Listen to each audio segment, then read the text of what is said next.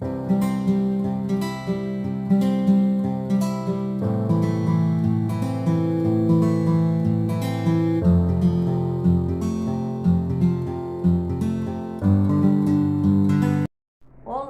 graça e paz, seja bem-vindo a mais um Meditando e Aprendendo. Nós estamos fazendo uma imersão bíblica aqui no livro Ego Transformado. Nós já estamos no capítulo 2, que fala a visão transformada do eu. Aleluia!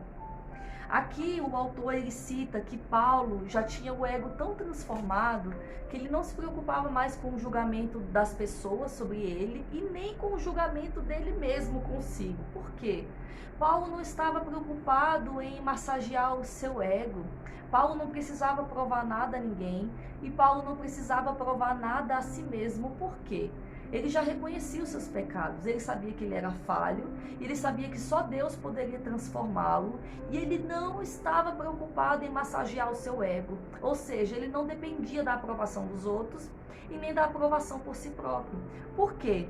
Uma pessoa com o ego inflado ou desinflado é uma pessoa que se preocupa muito com a aprovação dos outros e para ela ter o seu ego ali preenchido, ela precisa dessa aprovação. Né? E muitas pessoas têm o ego desinflado justamente por isso, porque como ela não tem a aprovação dos outros, ela se sente desvalorizada. Só que Paulo não se sentia nem inflado nem desinflado. Por quê? Ele passou por um processo de transformação do seu eu.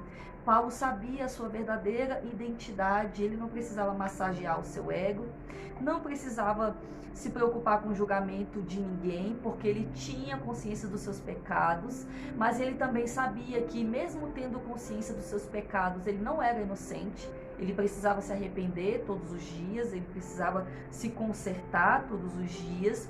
E o autor fala aqui que Paulo, ele nos ensina uma lição de humildade, né? Onde ele mesmo alcançou ali um nível de amadurecimento espiritual, onde o seu ego já não chamava mais atenção para si. Por isso o ego do Paulo era transformado. Por quê? Quando você tem um ego que você precisa da aprovação dos outros, ou a da sua própria aprovação, significa que esse ego está precisando de atenção. E uma pessoa que vive uma vida em Cristo, o seu ego não precisa de atenção, porque ele sabe que o único que merece ocupar espaço é a glória de Deus. E nós precisamos alcançar a transformação do nosso ego, amados. Aleluia! Quem tem o ego transformado não se deixa abater pelas críticas, porque ele sabe que as críticas servem para amadurecimento, para crescimento, para tornar uma pessoa melhor, aleluia. Uma pessoa com o ego transformado não é uma pessoa que tem fome de reconhecimento.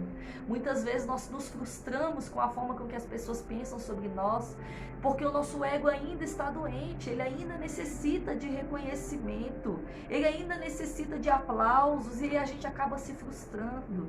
Paulo chegou a um nível de maturidade espiritual que ele não precisava mais disso. Ele só queria agradar a Cristo, ele só queria fazer a vontade de Cristo.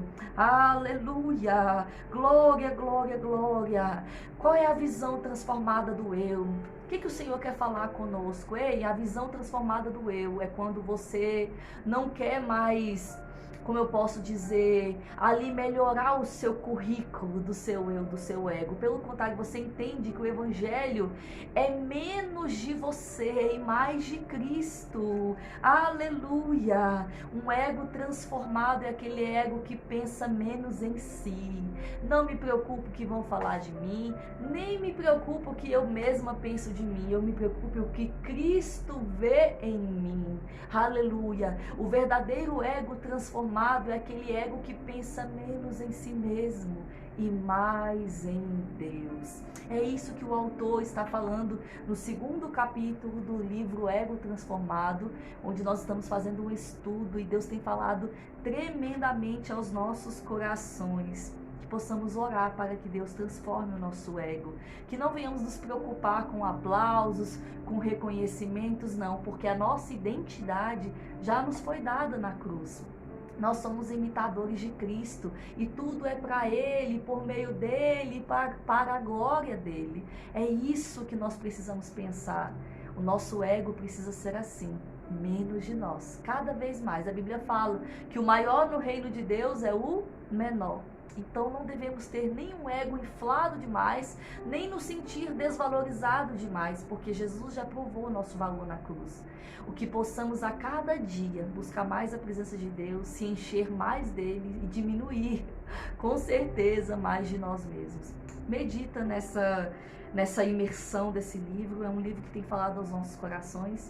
Espero que possa ter te edificado, em nome de Jesus. Próximo vídeo nós vamos falar do capítulo 3, né, que é o último capítulo, e o Senhor vai continuar falando aos nossos corações.